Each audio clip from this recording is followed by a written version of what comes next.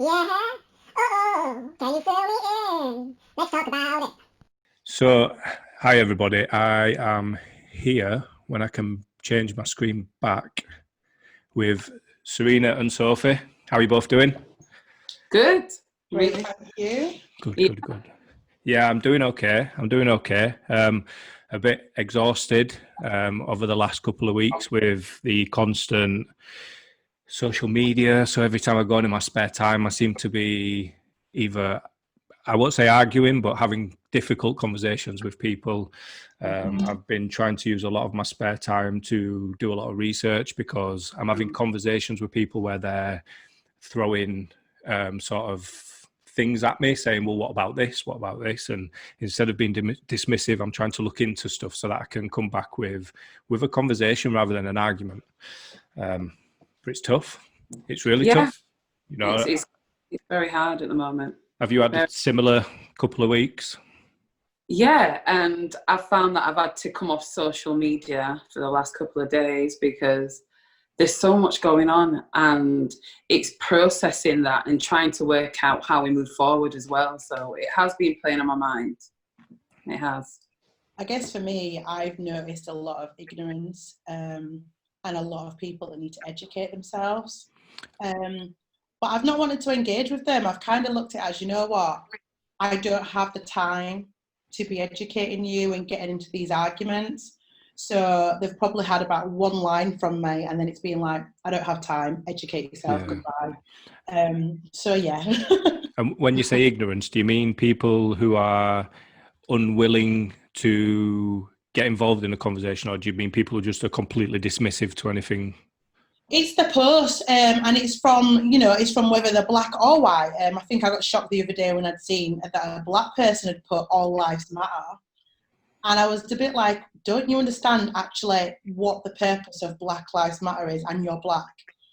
And I guess it was the ignorance that he actually can't even relate and understand that when you go out and you're walking down the street on a dark night, you're most likely going to get stopped over your white friend.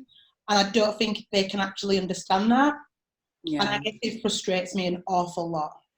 So the Black Lives Matter, the wording, that's one of the biggest sort of controversial conversations I've been involved in. And then the other part is the white privilege. And as a working class white male, for many years ago, I felt really uncomfortable because I've sort of lived my life thinking that the best way to show that you're not racist and the best way to not be racist is to not acknowledge different people. So I see people is it a hoodie or is it a jumper? It doesn't matter to me. I don't care what you're wearing. I don't care what your skin color is. And I've been really sort of, that's been the forefront of this is the best way to not be racist. You don't see color, you don't do any of this, you don't get involved in any of that. If that's the best person for the job, they should have the job. If that's the most attractive person I've got a chance of going on a date with, that's who I'm going to go on a date with. Doesn't matter. And what I've come to realize is that that's the opposite, because you're just completely forgetting about people's past, about people's history, about people's struggles. So while I'm trying to create this level playing field, it's not the best way to do it. It's not, I'm missing out on all this understanding. There's an amazing video with a guy, and he's offering £100 for this race, and everyone's lined up, and he says, I want you to take 2 steps forward if your answer is yes. Have you seen the video? It's amazing. Yes. And then all these privileged white people are so many steps forward, and they said, I want you to turn around. All these young black guys here, they would smoke you in a race, but you've got this head start, and it's nothing to do with anything you've done in your life. But look at how much of a head start you've got. And it's them sort of things that's what's made me feel uncomfortable when we talk about white privilege, when we talk about Black Lives Matter, because now this thing that I've been dismissing the whole time is now a conversation. And when people say white privilege, I go, oh, I don't like that. And it's taken quite a few years for me to understand what that means. And it's not about wealth. It's not about, I'm always sort of like, well, I'm from a council estate. What white privilege have I got? And it's that understanding. So what's the best way to explain to somebody what what you mean by white privilege or what is meant by white privilege. Do you want to start though? I'm blunt. I'm really, really blunt. I'll lead them to books and I'll say, we're not even going to have the conversation because just like you, I've gone to a school where I've not been given the education on Black history. My parents have had to teach me because we haven't been taught history correctly within school. So I will give them books to read. Yeah. You know, I've told them about White Fragility, that's to read, really, really good book. I've told them about Natives to read, really, really good book. It's about them understanding how we feel, where it comes about for them, so then they can understand where the privilege actually comes. But I think self-educate, I can't actually, I'm ignorant to it now. I'm like, no, I can't do it. So I think for me, it's more of I do pose the question and I do ask, like, do you think about these things on a day-to-day basis?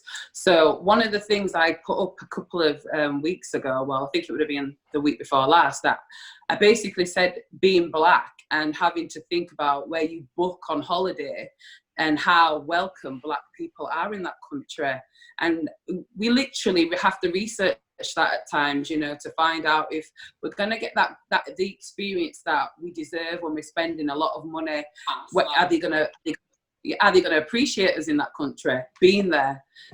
Even the fact of going for a job and having to think, oh, do they have other people of colour there? How are they going to be towards me as a person of colour? It's all these things that, you know, do you have to think about your skin colour being a barrier when you're going into new social settings? And that's basically what it means to me when we're thinking about privilege. Like, also, white privilege is, you know, we could be on the same charges. We could do an offence and have the same charges, and I could have a harsher sentence than you. And that's happening. That's the truth of the matter. Yeah, one of the other things I think that really got me thinking was a conversation we had on the phone a couple of days ago where you mentioned about if you've got a white sounding name and you're meeting someone for the first time that only knows your name, that sort of, when you walk into a room, their expectations being different to what's presented to them. Yeah, we find that a lot anyway, because both our names, I'm Sophie, she's Serena. People don't know what to expect once they speak to us on the phone. So if they've never looked at our website, they expect two white girls to walk through the door, then they get us. And it's okay, what am I going to get here? Yeah. And for me, we're just ourselves. If you like us, you like us. If you don't like us, you don't. Yeah. But I do know that for me, having my name, I've not had to struggle for job interviews. I've never had to worry. Whereas I've got friends who've been applying for jobs for over 2 years, but because they have an African name and they have the right skills, the right qualifications to actually get these higher paid jobs, they're not even being shortlisted. Yeah. So it is, people judge you on the simple thing as a name. Yeah. And I've been told a few times as well, you know, especially when I was working on placement, I'd be organising like sessions in communities to do workshops. And I remember sorting out a session and getting there, and the woman's being surprised when I said it's Serena. And she kind of looked very surprised and said, oh, I wasn't expecting you. And yeah, it took me by surprise. How do you react to that? I don't sound white. I don't sound Black, sorry. I've been told that. Wow. What does that mean? You don't sound Black? What does that mean? What does Black sound like? That's what I always want to know. Wow. So this is I've spoke to people who are saying, you know, similar things about sort of being prejudged, either if they know what you look like before they meet, or if they just know your name before they meet. So it's that sort of that preconception of meeting somebody. And again, it's something I've never had to worry about. I was just explaining, like, it's not even on the same level, but if I go to a middle class poetry event with my baseball cap and my tattoos, I'm prejudged because of the way I look, but it's nothing like what you guys are having to put up with on a regular basis. And again, well, like go on, sorry. If you look at this, Phil, you can change the way you dress at any point. Yeah. I can't change my skin colour. Yeah. Well, And if you I shouldn't Michael have, well, yeah, you shouldn't have to Jackson, though. This is the thing. You don't change because your skin colour does. You say, I mean, when we first met, we was in that place in Huddersfield and you both just bounced over. It was like, hi, da, da, da. And you were just like the most welcoming people I've met in a long time. And it was really nice. And then I thought I need to go and speak to them. And we had a really good chat. And it was just, that this is what I mean. There was no prejudgment. I didn't know about what you were doing. I didn't know about the work, and I came over and we had a brilliant chat. And the work, which we will talk about soon, that you're doing is absolutely amazing. So going back to the difference between saying Black Lives Matter and All Lives Matter, like I say, this is one of the main things, and it feels like people are like, what about me? What about us? And some of the main things. So people are highlighting things that have happened to white people. So Lee Rigby is one of the biggest ones. Their families put a statement out saying, we don't want to be involved in this in any way. And the difference being, people were prosecuted. So the Black Lives Matter movement is about white police officers killing black Americans with no consequences. And it's how do we stop this from happening? And then we've got people saying, yeah, but this little girl was and I'm not saying that this isn't a horrible thing, but my response is, up until 6 weeks ago, what were you doing about that little girl's murder? What was you doing when Lee Rigby was killed? Was you out protesting? Was you making noise? Were you trying to raise awareness? Were you doing anything? And if not, why are you doing it now?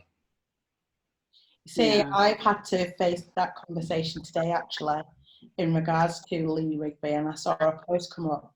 And the fact of the matter is, that was a terrorist attack, and there was loads of protests about Muslims. Muslim people were victimised, and there was a lot of uproar about it, but yet people are using that as an example. I find it ludicrous, and to have conversations that I feel like I shouldn't be having it with people, because you should understand the difference. And the fact that someone actually being on someone's neck for 9 minutes and they're dying on the screen for us all to see, their family, their children are seeing this, that's a big thing. But yet you're saying, oh no, you can't be saying Black Lives Matter because all lives matter. Yes, all lives do matter, but in this instance, Black Lives Matter, and we need to stand up and be accounted for, because for me as a black person, I feel like we're always undershadowed. We're always seen as, we can never get to this point in life. We're always meant to be stagnant and be here. And when we try and push forward and break down the barriers, then we're told we're aggressive. We're told that we're trying to cause problems. Now it's, oh, you're all going to make the second part of lockdown happen again. You're going to give us all COVID. Hang on a second. Everyone's been at the beach for the past few days, weeks, enjoying the sun.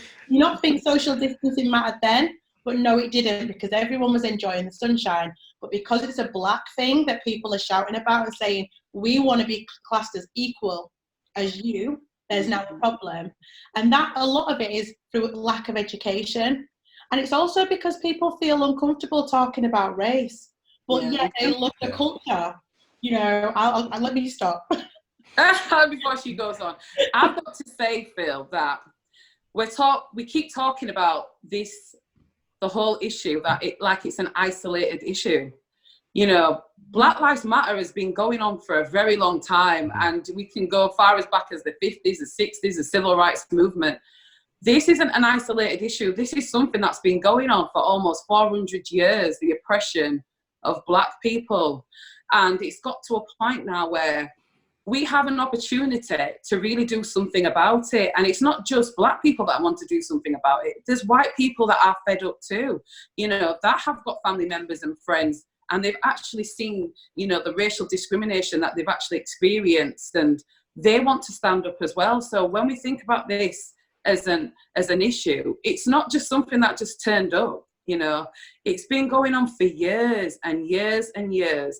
And we have the opportunity now, where the world's listening, to make a difference for the next generation.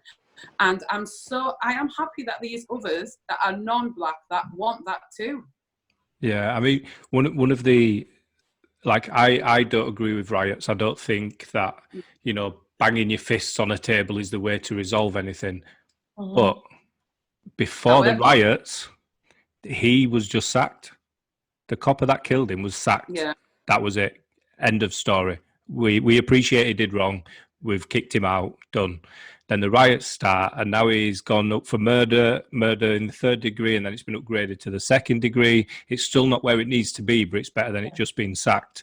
And I think with the riots, what's happened is, and I do think that this time the riots were a positive thing, because it's making people talk about it. It's making us have this conversation. It's making people tune in and listen, and although I said to somebody, I've been doing this for a week, and sometimes I just think, do you know what? I've had enough. I'm just going to, and then I think, I've been doing this a week. I've been trying to talk to people for a week, maybe 2 weeks. And that's the extent of my involvement up to this point. I mean, I've always sort of tried to promote a positive message before, but really sort of getting into it, it's been happening for, let's say, a week and a half, 2 weeks. And it's exhausting. And I just think, yeah, but how long have other people been having these conversations? And for that reason, I've tried to be as sort of respectful with my conversations on social media as possible. I've tried to include people, and I've had people remove me from social media because I'm questioning their things about Lee Rigby. I'm questioning their things about, all these other things that are happening.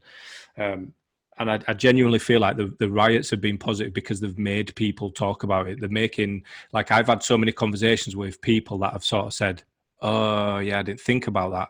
And it's because I'm being honest about how I used to think, which I think is very similar to a lot of other white people, who would consider themselves as 0% racist, but then still having the same sort of view as me, where if you don't see colour, then that's the best way to be. But without actually understanding, again, the history. So me being able to talk like openly as I can be, and about how I do feel uncomfortable when we talk about black and we talk about white and we talk about white privilege, because it is uncomfortable. And it's about understanding, all right, why do I feel uncomfortable? Why do I feel uncomfortable? Because we're saying white privilege. And it's for me to understand that. And then when I understand what that's about, sort of sharing it with people and trying to help them understand as well. But yeah, it's been tough. I just want to say as well that I don't agree with rioting. And the thing is that we shouldn't have to have violence. We shouldn't have to have rioting to see a difference. But if you look at some of the greatest revolutions that happened in history, those things had to happen, and it's a shame they did. But if you're not making a noise, who's going to listen? And it's a shame that it has to get to this point, And this is the thing with society. If you're quiet and you do peaceful protesting, no one listens. Yeah. And if you think about football hooligans, they go to other countries. England fans, you look at any photos of riots, it's all, working class white males who were all smashing up shops. For what reason? Because their football team lost. Is that a good enough reason to smash up a shop? But fighting for innocent people being killed isn't. Where's the balance? Word black. If you didn't use the word black and they were fighting for a person's innocence, it would be okay. And that's the difference. And it's frustrating that people are being so against riots. Like the looting, I think even now it's a step too far. But again, it's encouraging conversation. And if you're more concerned about a shopkeeper's stock than you are about an innocent life being taken, then I think your morals are completely off. Why are you making noise now about these riots when you weren't making noise about people being killed? Yeah. And I think people need to really sort of think about how that makes them feel inside. What's more important, human life or things? Yeah. And it's not just one life. This is a thing. No, this is There's it. There's been many lives.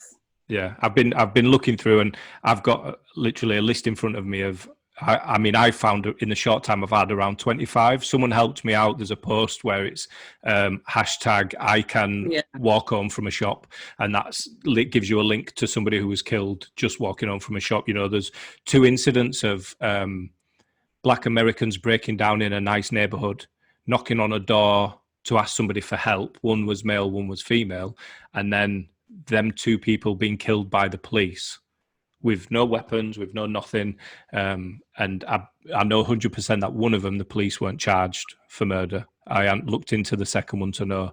But there's so many stories where the police have been called for non-emergency things, and then they arrive to a black person, and then it escalates. And I mean, some of them have been killed in handcuffs. Well, George Floyd, obviously, but Yeah. some shootings. There was the one that, I mean, they're all really upsetting.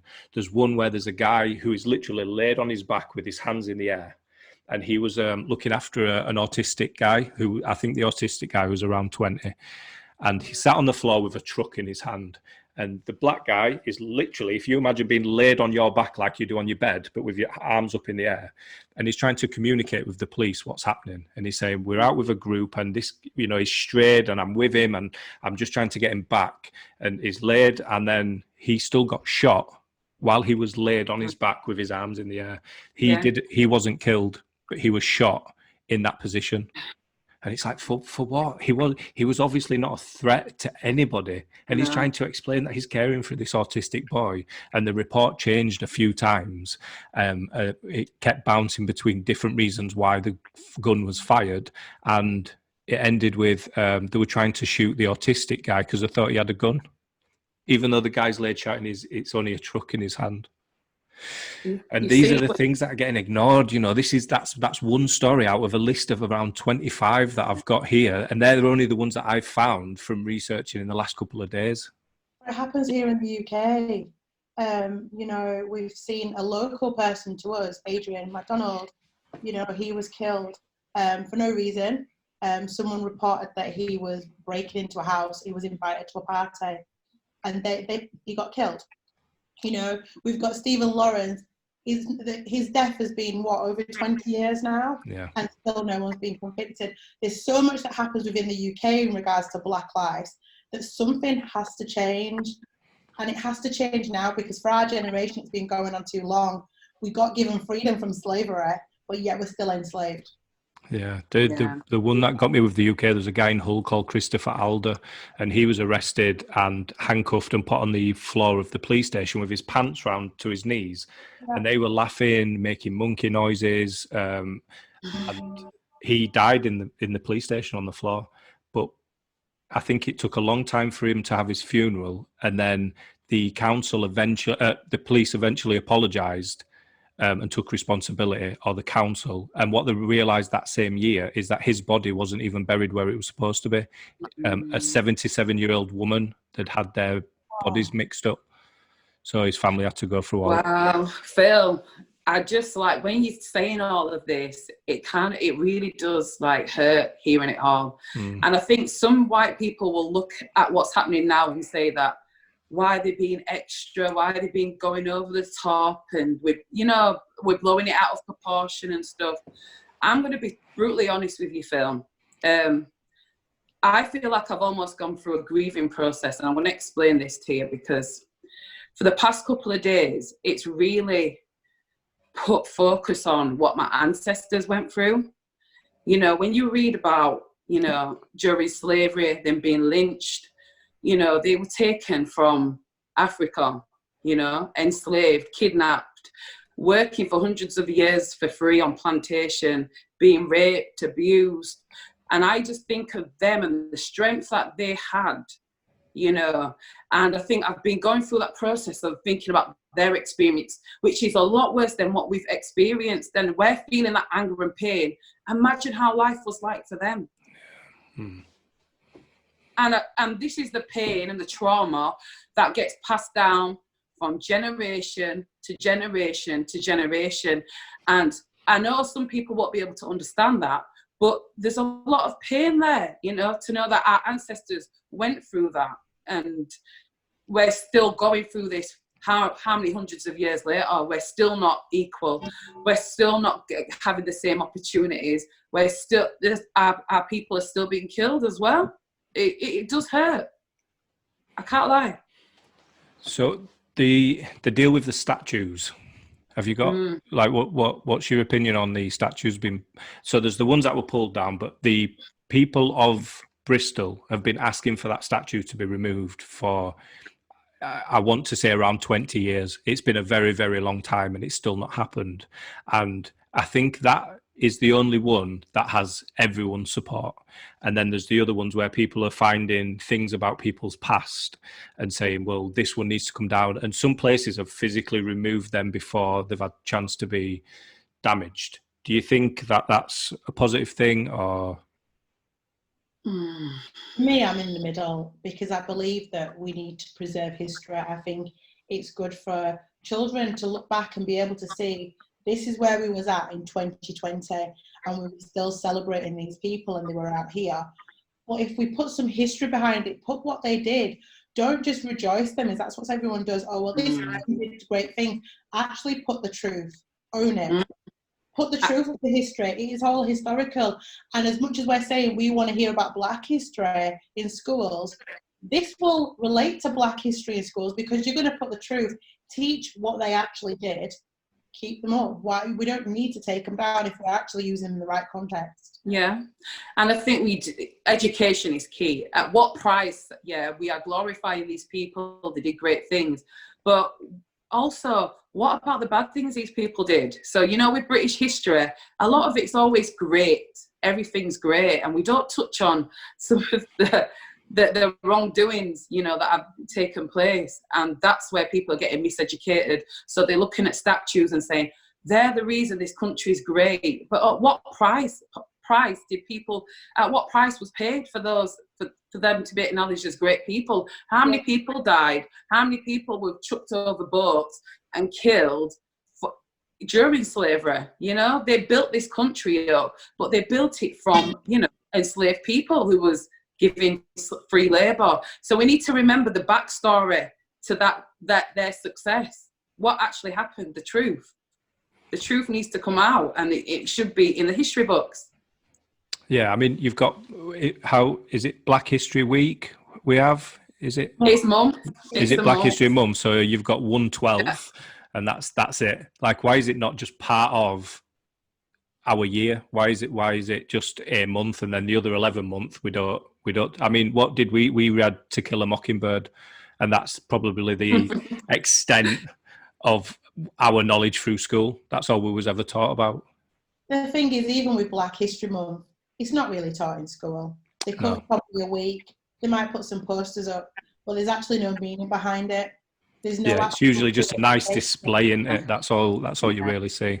Yeah, I've had it myself with my son who's in school, and I've sent black books in that he reads at home.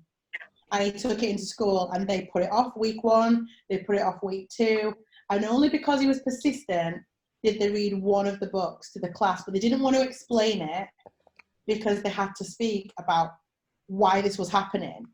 And it was like, well, you should be embracing all your different cultures, because when it's Ramadan, you'll talk about Muslim history, and you'll speak about the purpose of Ramadan. But when it comes to that one time a month where you're going to celebrate something that we need educating anyway throughout every month, they don't want to do it. And it's like that in a lot of schools. People are scared to talk about race and discrimination that's happened, because it's then going to open up other conversations, which then gets parents then upset because you don't know what's being said in the home. Yeah.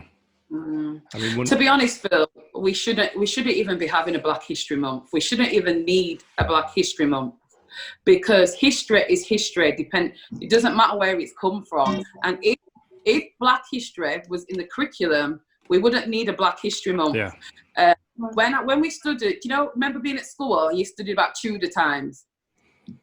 Yeah. Did you even think there was a Black presence in Tudor times? Did it ever come across to you that there was? No. Well, there was. You know, they had royalty, they had knights who were Black, and that's just not taught. You know, I just thought that Black people weren't around during Tudor times. We didn't exist until I got older and started to study for myself, and they were very much present. Well, they do mention it, but they just say the Moors, but they don't tell you what the Moors were, so you never actually understand.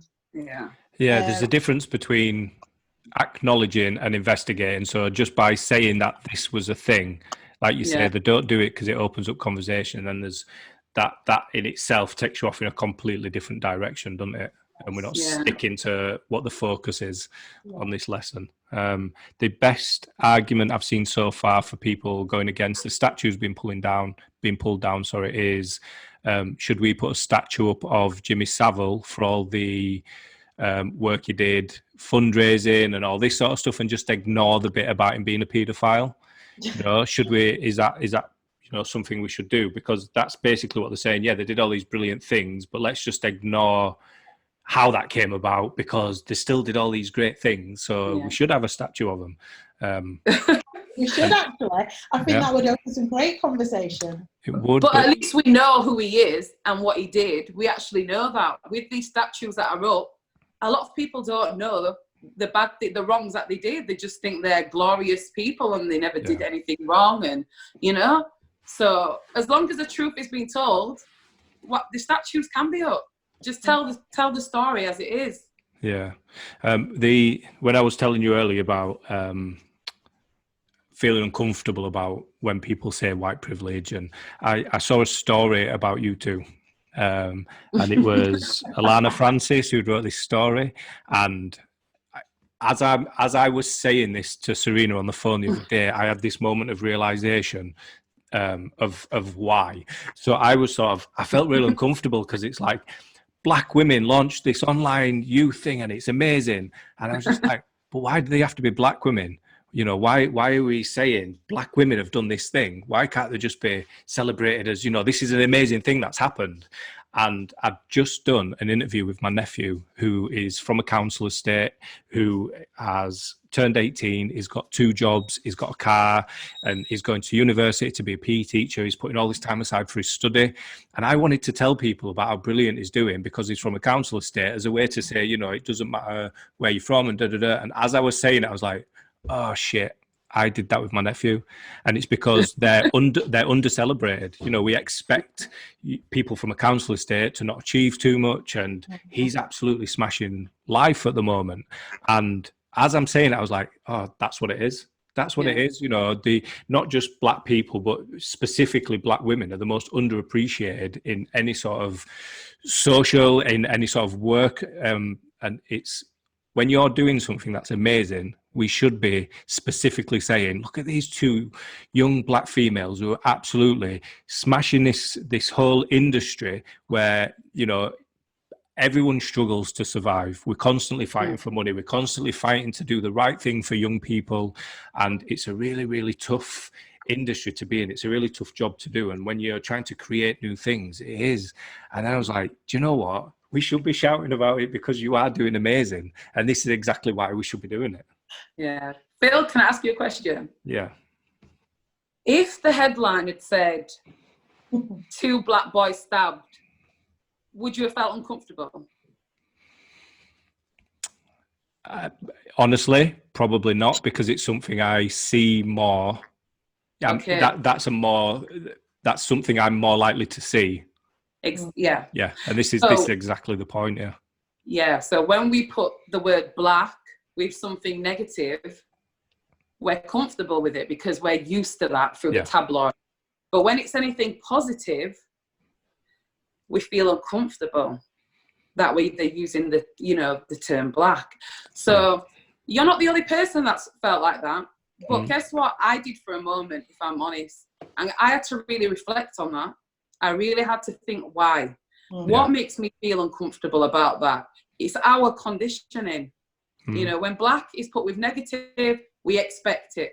It sounds normal. When it's put with something positive, why are we saying Black? Yeah. It's a real shame. It's a real shame. Like I say, as soon as I started saying it, my nephew just popped into my head. I went, you did it with him. You want to show that, you know, council estates don't have to be the sort of be all and end all of what your life can be. So I called myself out on that mid sentence, and I was like, yeah, I get it straight away. And I think that is literally because of everything I've been trying to look into, and sort of the appreciation of well, not the appreciation, because I can never appreciate what that struggle's been like for you, but just trying to understand, really. Well, you're not the only one. I guess for us, we've also seen people that we know call out the term, why did they have to use 2 Black women? And I guess at times we were kind of shocked, like, well, why would you even be saying that? You know, we are 2 Black women, and we thought you would be celebrating us as women and that we are black and that we're achieving something for, you know, a community that isn't actually seen to be achieving that well, and we've always got to shout about it. Yeah. And so it was in a black paper. So for a black newspaper to actually be shouting about black people, that's not a bad thing. That's what they should be doing. Yeah. And someone's got to shout out some positives, because we can be in any other paper and they will ignore our colour. If we do something wrong and we broke the law next week, it'll be these two black women from Conscious You. Yeah. You know? Yeah, So for me, definitely. I love when they say black, because I think, good, I want my daughter to hear this. I am black and I'm proud, and I want you all to realise I'm black and proud, and I'm going to be unapologetically me and just love myself and make you love me. And if you don't, then you're lost. It's hard not to, if I'm honest. You go, girl. So what can people do? So I'm a white man. What can I do to support, to help, to understand? What advice would you give people who are watching this thinking, I want to help, but I don't know how? All right. Firstly, when I look at you, you embrace the black culture by your dress. Yeah. Yeah. By the way you spit your bars when you're doing your poetry. So by taking and loving the black culture by Waller Edelman, I would say you need to educate yourself now. Read up, get books. I think it's something that you have to educate yourself, because as much as we can sit and have conversations and try and educate you, you get more power from actually reading the book. As they say, knowledge is power. Yeah. But when you're reading through those books, it's kind of going to hit home, and you will self-reflect as you're reading it. And there'll be parts that resonate with you and parts that you kind of think, all right, this is a discussion base here. So let me hold that for a conversation with some of my friends of colour, you know, or maybe I have these conversations with my white friends and see where their thinking is. And I think that's the way you can open further conversations, because as a black person, I'm going to be honest, I can't educate anyone anymore. You know, my parents had to educate me, and I've had to continue educating myself. I don't have the patience to do it. Yeah. Like I said, it's only been nearly 2 weeks, and it's been tough, you know. Yeah. And it just feels repetitive. It just feels like you have the same conversation with the same person, and they try and wangle what they're saying in a different way, and you just think, no, it still stands. You know, I'll say it again, and I've tried changing black lives and white lives to rugby and cricket. I've tried doing all sorts to make it understandable, like, yeah, rugby and cricket, you know, we know cricket exists, but we're talking about rugby now, and to introduce cricket to rugby, it just won't make sense. So if you want to talk about cricket, we can, but let's keep it separate from rugby.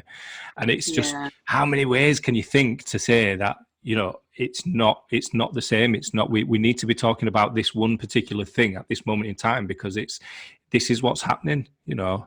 I've got some comments on here. So David's saying, can I ask a question? Would it be better to educate better instead of tearing things down? Yeah, I do. I'm not for one for tearing things down. I love history.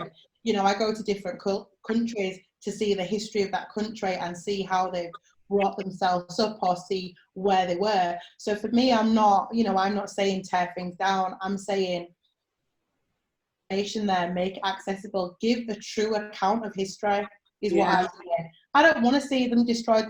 Someone has taken the time to build them and put them up, and it'll be an artist's time that's gone into that. You know, that's someone's creation. I don't think that's okay. No, neither do I. I agree, Sophie, with everything you said. But you know what? Some of the media that I've seen of the tearing down these statues and stuff, there's more white people involved than black faces. Yeah. So I think that's because white people is like, we don't know what to do. Let's just do something. I watched a really good conversation about the blackout on Instagram, and it was an Italian American New York type guy, and he was just like, it's just lazy people like, whoa, what can we do? We don't really want to go out and protest. What can we do? Let's put a black picture on our profile, which is, you know, there's no color. Let's just do nothing. Let's just post nothing and let nothing come down. And I was like, I understand, but it's about awareness. So Yeah. regardless what you do, if it's making people talk, then that to me makes sense. Laura's put about a book that she's reading called It's Time to Talk About Race. Have either of you seen that one? Is that a good book for people to read, or is there any books you'd recommend? Why I'm no longer talking to white people about race. Really good. Eddie, no, I can't I thought remember. that was a statement. Is that the name of a book? That's the name of Yeah. the book. Oh, She okay. also has a book. I've forgotten her name now. I would get up and get the book, but you know. But yeah, if you just put why I'm no longer talking to white people about race, it will come up. Renee, she's called Renee. She will come up. She has been doing vlogs since 2014 on it. She then put it into a book. She was going out and about doing actual book talks to people about why she does it and holding open debates. And I think it's healthy for people to talk about things they don't understand, but don't get offended. Yeah. So yeah, Yeah. definitely that book. And also Queenie. Yeah. That I've will just give, that. was ya? Yeah, so Okay. Queenie, that will give them an understanding of how it feels, how a black girl will feel when she's looking for, when men want to date her, how she's seen, how it is going for jobs and how hard they've got to work to get to a higher level, but yet they'll have counterparts who don't work half as hard. And that is true to life. So Queenie, definitely, just to see what we go through. Yeah. Okay. There's also some documentaries as well on Netflix at the moment. Is it So have a look. 13th? Yes. I've got that. I've got that to watch. I tried to get it in today, but I was up till 2:00 this morning trying to get the last video finished, so I haven't had a chance yet. If Black history was in the curriculum, we wouldn't need Black history, which is exactly what you've both said. You said something about don't be offended. I think defensive is also the other thing. Yeah. So try not to be defensive about, if we're talking about one particular thing, it's not saying anything about you as a person or, you know, your experience, or it's just, it's not a comparison. This is the thing that I keep trying to get to people. We're not comparing this to anything. It's just understanding this situation, you know, this sort of thing. I've got Daz who said, if we keep raking up the past, how can we ever move forward? And I think my answer to that is, until people have a full understanding of the past, we can't move forward. So we need to keep talking about it until people understand and appreciate what is meant by the past. You know, what was going on, what's changed, what hasn't changed, what, you know, people think that there isn't racism anymore, and until people get an understanding of what is actually going on, I don't think we can stop. You can't move on from the past until we are treated as equal. At the end of the day, that's like saying, okay, I'm going to open that door, walk through it, but I can't close it behind me, because we're never moving forward. We literally get one step forward, 10 steps back. We can never move forward as Black people. When we're getting the equal opportunities and we don't have to overqualify, when we're looking for a job, we have to be overqualified more than the person who's actually going to get it. We will have bosses that are uneducated, won't have the same skill levels as us, and we're expected to actually help them with their job because we're overshadowed. So when all these inequalities happen and you actually take us on our educational value, our skills and knowledge, then we can start closing the door. But right now, we're not even treated better than dogs at times. So, you know. Yeah. And you know what, as well, when you can't even have conversations about the past, how can we move forward? Some people do not want to talk about the slavery and what happened and how people played a part in that. Some people just, you know, they shy away from that conversation. We need to be honest. We need open, honest conversations about even now, what's happening now, and how we move, you know, forward together. But until people really acknowledge what's going on, we can't move forward. Because imagine you saying I'm hurting, and no one's listening to you. How do you move past that as a person? Yeah. You know? You know, and I think we have to start looking at things. We're in a world now where there is so much diversity, so much mixing of cultures. You know, there's so many mixed race people and mixed family that we have to start understanding each other's cultures. I'm in a mixed relationship, and I have to understand where my partner's coming from, even though he's dual heritage. I have to understand that he was brought up with a white mum. And I have to understand that what I know, he doesn't know. So I have to educate him. Yeah. I want to educate his whole family. Because at times they've made racial statements that I thought is okay. And I'm a bit like, hang on a second. And I guess it needs to be done because the world is a melting pot. The UK is a melting pot. And we need to start understanding that the people of mixed race are going to be taking over black and white anyway. You know, so we have to start embracing it from now because we're all going to be the minority coming soon, you know. Right, okay. Someone just messaged me talking about my serious face, so I'm trying to smile more. But I feel like if I've got a serious face, it's because we're talking about a very serious thing. It's a serious issue. Exactly. We get told that all the time, don't we? Like the resting face. So just a couple of points that people have made. So teach about the history of immigrants into the country and the role they've played. The Moors were Muslims and African. What impact have they had on the whole of Europe? Yes. Education is key in all areas. History is part of the curriculum in schools until age 16. However, it is very whitewashed and lacks diverse teachings. Yes, I agree. Oh, and then Katie Clark said, fill with the conscious youth. Yes. So I don't know if you know Katie. Hey, Katie. Hey. That's my cousin-in-law, so, you know. Is it? Yeah, and I've got to give Katie the props because she's been educating herself as well. Yeah. So she's with a black man, and it's nice to see that she embraces the culture anyway. Yeah, she does. She's told herself to understand the differences because she knows that she's bringing up two young black boys. You know, it doesn't matter that she's white. They are seen in society as black. And I love that. And for me, mixed relationships where is a man or a woman of different race understands the other person's culture, I give them props. It's not just about the clothing and the music. There is so much more to that. Yeah, Katie is one of the few people who are responsible for life experience. So when I first started, I was volunteering for probation, and that's how I met. And it was just wow. Yeah, so I've known her for quite a few years. We've not spoke much recently, but she's absolutely amazing. There was her and, like I say, a few of us that really helped me get going. So speaking of life experience and conscious youth, so what is it? Why is it? Tell me about it. Oh gosh. Do you want the full-blown story or the half story? Yeah. The whatever you want story. Why do you start? Go on, Serena. This is where she starts anyway. Well, when we started Conscious Youth, I was in working in the local authority as a placement student. And we're working on a project, and I was set to work with what we call disengaged young people.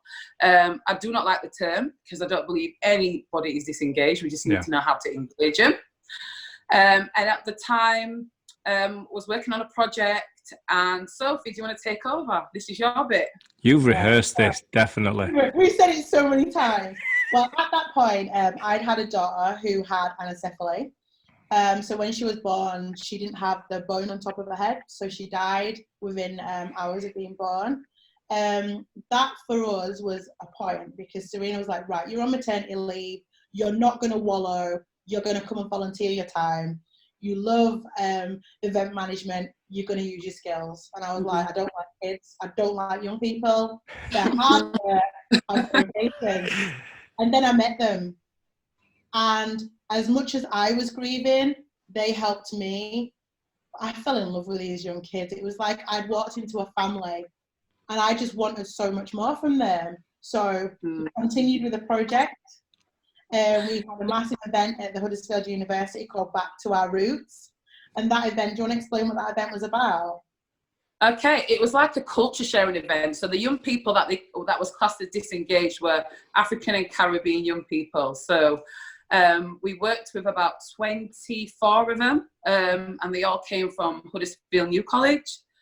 And successful event, went back to the council after. These young people, raring to go, wanted more, and said, is there any funding to do some more projects with them? And at the time, there were cuts to youth services everywhere, all across the country. And we was told, no, there's no more funding. And I think Sophie said to me for a joke, but she was being serious, but at the time I thought it was a joke. Let's set up our own business and draw in funding to work with young people. I started laughing and said, I'm going to the Caribbean for 4 weeks. I was serious. So. On my return, I said, let's do this. And that was the birth of Conscious Youth. And we had this core group of young people who kind of led and kind of, you know, kind of helped us to transform and come up with the purpose, the name. They named Conscious Youth, these young people. Wow. And it just developed from there. We entered something called Soup, which is a crowdfunding event. Yeah, I entered that as well. Yeah. Yeah, we won. And then we just went on, and it's just grown, and it's become amazing. So well, we worked with... We developed the program Stepping Up and Stepping Out. Yeah. Which is where we look at their core values, their self-limiting beliefs, who they are, identity, the vision and the future. And we actually developed that with these youth people through the Huddersfield Soup funding.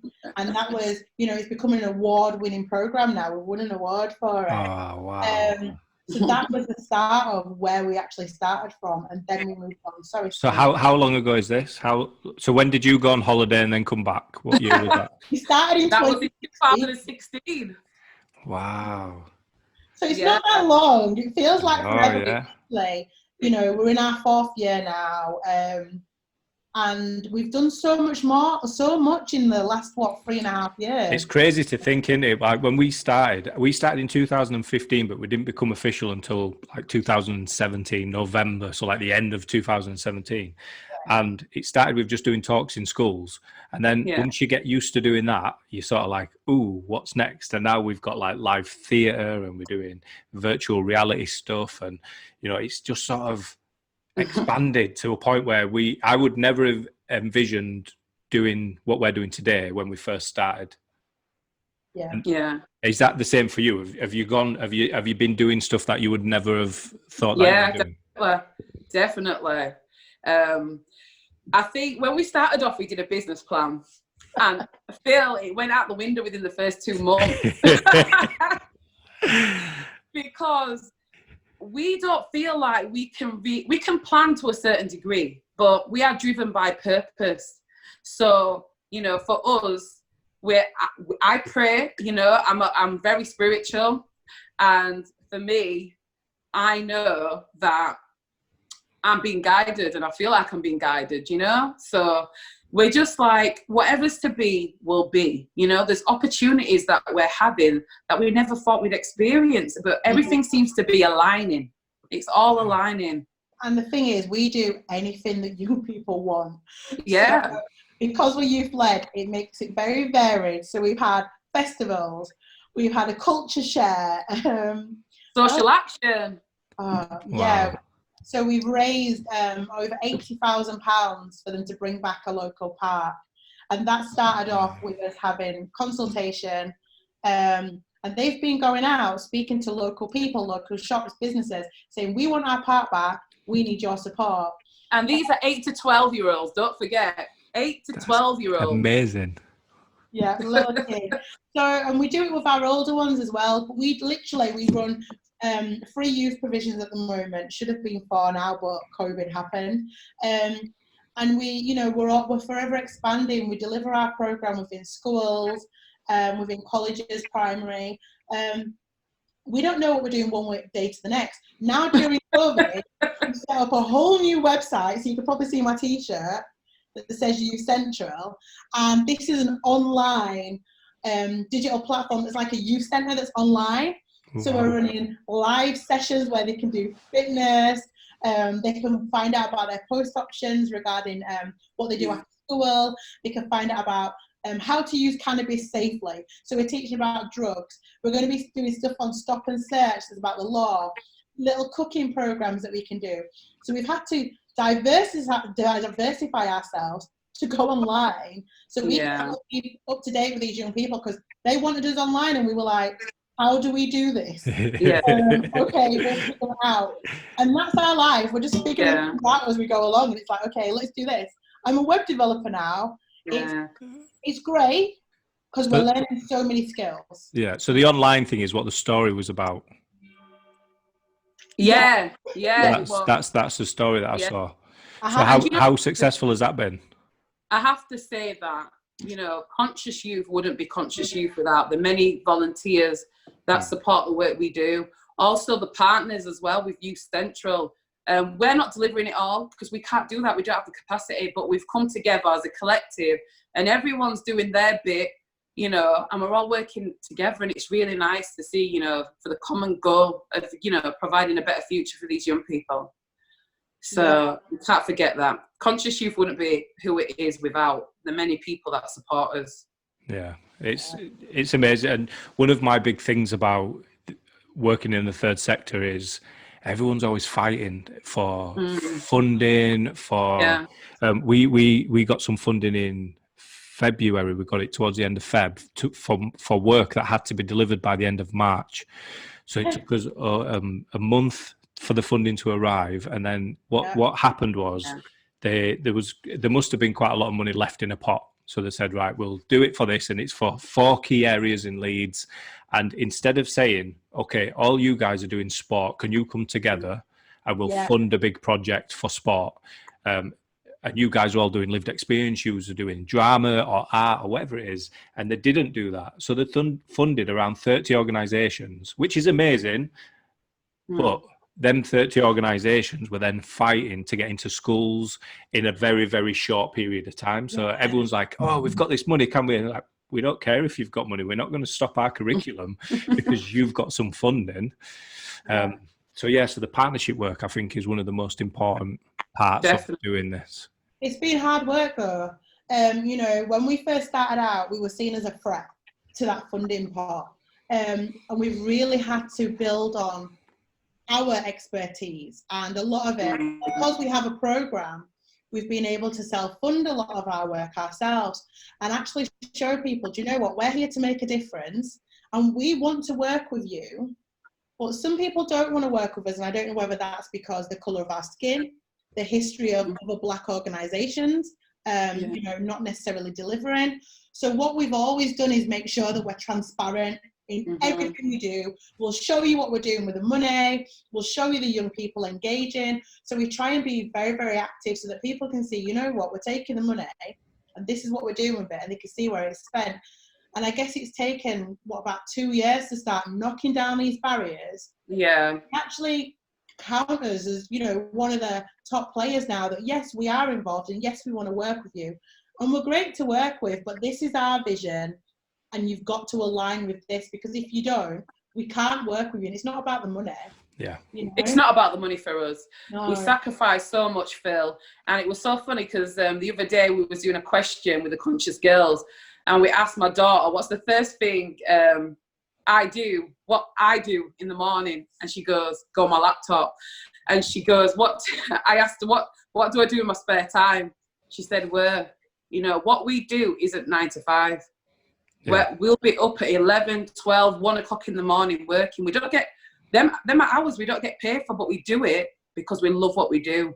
And, you know, for us, this is legacy. It's way beyond us. And do you know what? I think that's the reason why you're doing so well. So we were similar when we first started. We couldn't get funding because we were nobodies. We were unknown to this sector. I had no experience in youth work or running an organisation, and no one to give us money. I'd just come out of prison, so I worked 2 jobs for many years, where one job paid my bills. The other job paid for the company, and then we obviously had to deliver the work for the company as well. So I had 3 jobs, one of them paid for the other. And then what that helped us to do is to shape what we wanted to be, because we didn't have to amend what we did to fit a funding bid. So because I was paying, it was just like, well, we're going to do what I want. And our ethos is, and always has been, this is me. This is what I've been through. I'm never going to talk about something that I haven't been through. That's not my experience. And like you said, last night, 2 a.m, I finished editing the last video. I don't get paid for any of this. You know, it's what we're on, 20 to 10 now. You know, this isn't part of my job. I mean, I'm hoping if anyone wants to invest, we can put sponsorship. You get a t-shirt printed. If you want to pay me to do that stuff, then that's absolutely cool. But it isn't. That funding I told you about that we got in Feb, it was to deliver 12 sessions, some parent sessions, some school sessions, some creative sessions, 12 sessions across, one for each of the ward. We ended up delivering 28 with no extra funding, and it's because we put it out there and said we want to do this, and everyone who said we delivered that session to. And that's how we've always been. If we go to a school that has no money, we do it for free.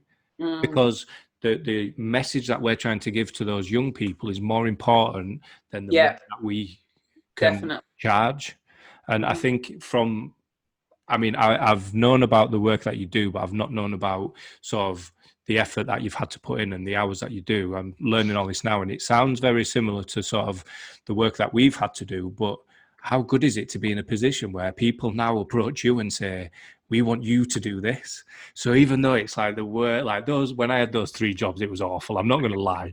It was awful. And I'm doing 2 jobs that I sort of enjoy, but just to be able to do this third bit that I love. And now it's just opened up this opportunity where I feel like for at least the next however many years, I'm going to be doing something that I really love, and I get to choose what we do. This is the crazy bit. It's not like if I don't want to get up in the morning, I won't book an appointment until 10 o'clock. You know what I'm saying? Yeah, no, But I hear the passion definitely comes through. You can definitely see that.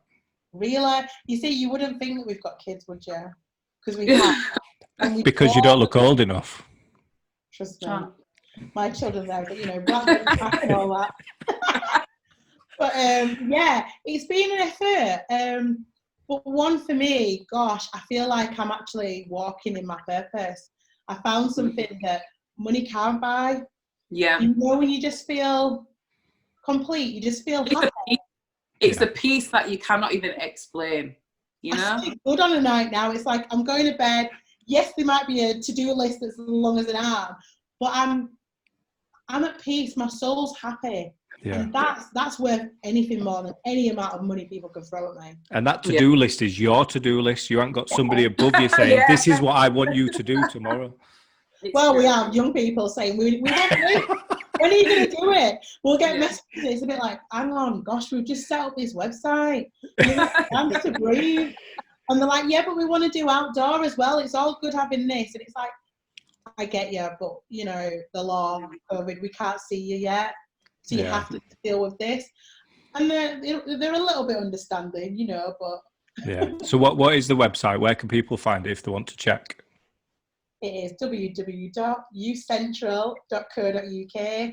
We've got a Facebook page as well, Instagram page, and it's just Youth Central UK on Facebook, Instagram, and Twitter. That's amazing. Please like and follow. If you want to drop links in the comments, maybe. And what's happening is this is being recorded as well, so this will go on YouTube. So when that gets posted, if you send me them, I can put them in the...